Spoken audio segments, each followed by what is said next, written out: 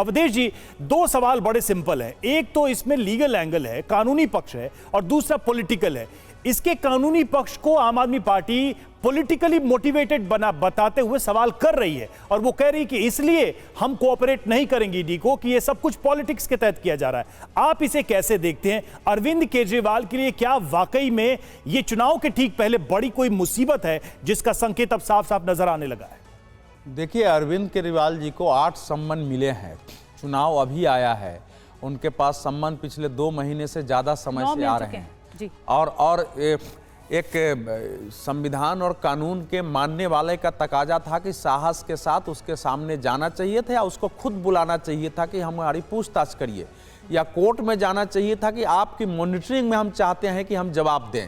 तीनों में से एक काम अरविंद केजरीवाल जी ने नहीं किया। मैं इसका उत्तर देने के पहले रवि मैं इतना ही याद दिलाऊंगा कि अरविंद केजरीवाल जी जब अन्ना आंदोलन के शीर्ष नेता थे तो अपने हाथों में सबके खिलाफ चार्जशीट लेके लहराते थे। 10 केंद्रीय मंत्रियों के खिलाफ प्रणब मुखर्जी से लेकर सारे के लहराए थे, और बोले थे कि जैसे आरोप लगे इनको त्याग पत्र देना चाहिए, पूछताछ में शामिल होना चाहिए, कोर्ट जब बरी कर दे तब इनको वापस आना चाहिए। लेकिन वो चीजें बदल गई है। जब मनीष सिसोदिया अरेस्टिंग हुई तब भी गुजरात का नाम लिया गया चुनाव का। तो ये तो चलता रहेगा चुनाव का पॉलिटिकल एंगल इसका निश्चित रूप से होता है, क्योंकि हमारे यहाँ हर साल चुनाव चलते रहते हैं। लेकिन अब सोचिए, राव जेवनी कोर्ट में ईडी 1 चार्जशीट, 2 कंप्लीमेंट्री चार्जशीट दाखिल कर चुकी है, सीबीआई 3 चार्जशीट दाखिल कर चुकी है। के कविता का पूरा आरोप देखें, अभी मैं इसमें पढ़ रहा तो 2-3 मैंने बहुत चीजें समझाया। इसमें बता रहा है कि इसमें बताया है कि आबकारी घोटाले की आरोपी इंडो स्पिरिट के डायरेक्टर समीर महेंद्रू ने पूछताछ में ईडी को बताया कि सीबी अरविंद केजरीवाल के बेहद करीबी विजय नायर ने उसकी मुलाकात फेस टाइम ऐप के जरिए अरविंद केजरीवाल से की। और अरविंद केजरीवाल उस फेस टाइम ऐप में बोल रहे हैं कि विजय नायर हमारे बेटे की तरह है, आपको इसके साथ काम करना पड़ेगा। नहीं, लेकिन तो और चार्जशीट में भी अवधेश जी विजय नायर का नाम है। जो सीबीआई ने चार्जशीट दी, इस मामले में सीबीआई जांच अलग कर रही है, ईडी अलग जांच। कम्युनिकेशन हेड है पार्टी का। सुनो, वो पार्टी का कम्युनिकेशन हेड है। अगर वो बात कर रहा है पार्टी के फंड में पैसे आए हैं तो पार्टी का हेड कौन है? तो इसलिए अगर आरोप सही है, मैं आरोप के पक्ष में नहीं बोलूंगा, तो अंततः उसका सही जवाब देने का दायित्व किसके ऊपर है? खान साहब, लेकिन एक बहुत वाजिब सवाल उठाया अवधेश जी ने। ये सवाल उठाया कि अगर आप बार बार कह रहे हैं कि साफगोई है और आम आदमी पार्टी भ्रष्टाचार से लड़ने के बिना पर ही बड़ी पार्टी बनी, तो अगर आप कह रहे हैं कि आप साफ हैं तो जाकर जांच एजेंसी का सामना करना चाहिए। देखिए निधि जी, अवधेश जी ने जो सवाल उठाया उसका जवाब ये है कि 2 साल से जांच एजेंसी 1000 टीम बनाकर जांच कर रही है।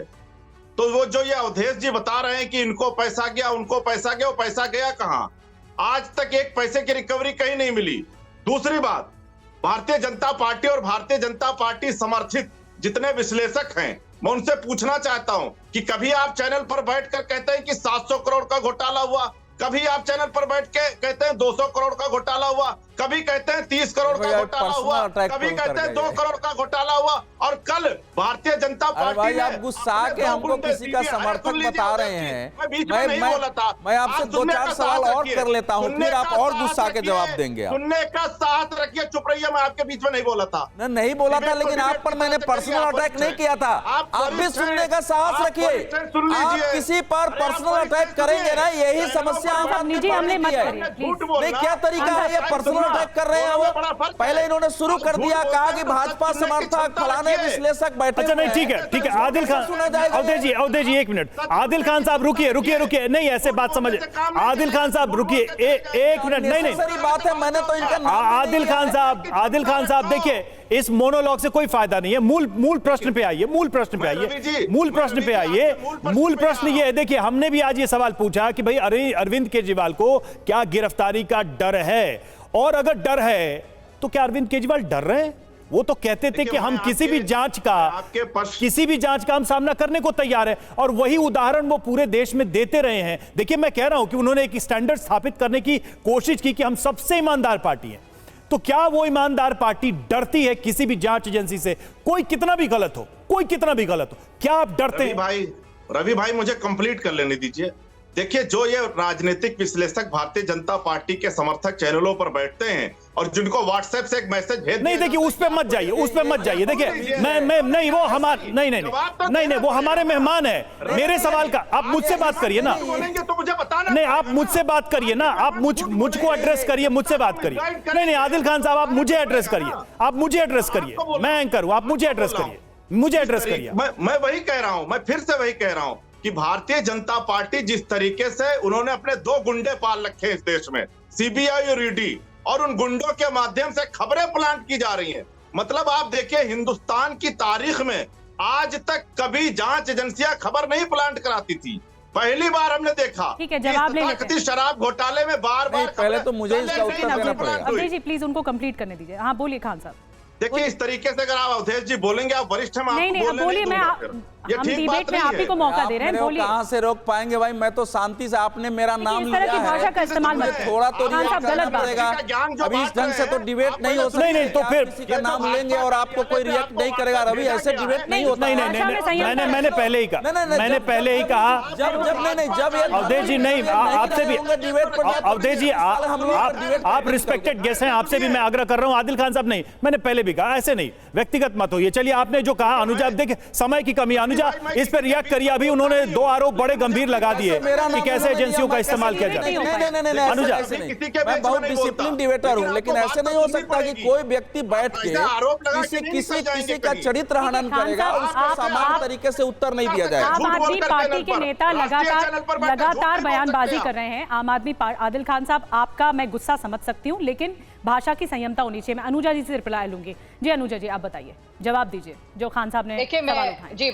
मैं आदिल खान जी को ये बता दूं कि सुप्रीम कोर्ट ने भी एक केस के अंदर ये बोला है कि जो persons must visit on ED summons, persons are required to respect and respond to the ED summons. और जिस सीबीआई और ईडी की बात ये लोग कर रहे हैं, उसी सीबीआई ईडी के घेरे के अंदर संजय सिंह, आपके सत्येंद्र जैन, मनीष सिसोदिया, विजय नायर और ये कई लोग ऐसे हैं जो अंदर गिरफ्त में हैं और 15 लोग अरेस्ट करे गए हैं इसी के बना पर। और आप जो कह रहे हैं, आप इसी द प्रोसीड ऑफ क्राइम के रिलेटेड जो एसेट्स है, रुपीज 128.79 करोड़ रुपया अभी तक जब्त कर लिया है। अभी तक चीजें जो एसेट्स है इसके साथ कनेक्टेड थे वो ले लिए गए हैं। आप ही के चीफ दिल्ली सेक्रेटरी, उन्होंने इसके खिलाफ कंप्लेंट करी थी, इसमें भाजपा कहीं नहीं है, उनसे आप जाकर पूछिए। और उसी दौरान पर वैभव कुमार जो आप ही के पर्सनल असिस्टेंट्स रहे हैं अरविंद केजरीवाल के, उनके बात ग्रिल करते हुए ईडी ने ये बात पूछी थी और कोर्ट को बताया था कि इसी दौरान अरविंद केजरीवाल को लेकर आना पड़ेगा क्योंकि वो इससे कनेक्टेड है, वो आपके कन्वेयर, नेशनल कन्वेयर। अनुजा, लेकिन एक तर्क उनका है, मुझे लगता है वो एड्रेस करिए आप। अनुजा, वो एड्रेस करिए। वो कह रहे हैं कि इतनी जांच हुई, इतनी टीमें बनी, 1 रुपया पैसा रिकवर नहीं हुआ उस घोटाले का। वो बार बार कहते हैं कि कहां है वो पैसा जो करप्शन हुआ, क्या रिकवरी हुई, उसका सबूत दीजिए। मैंने आपको अभी कुछ देर पहले, मुझे लगता है वो नहीं, आपने कहा, मैं चाहता हूं कि उस बात को आप रवि भाई आप भूल गए, विंडफॉल गेन्स भूल गए आप। मैंने आपको अभी बताया कि रुपीज 338 करोड़ का लिंक मिल चुका है और सुप्रीम कोर्ट उसे बोल चुकी है। इसी वजह से, इसी बिना पे तो मनीष सिसोदिया को बेल नहीं मिल रहा। और इससे ज्यादा कितना ज्यादा हम लोग बोले।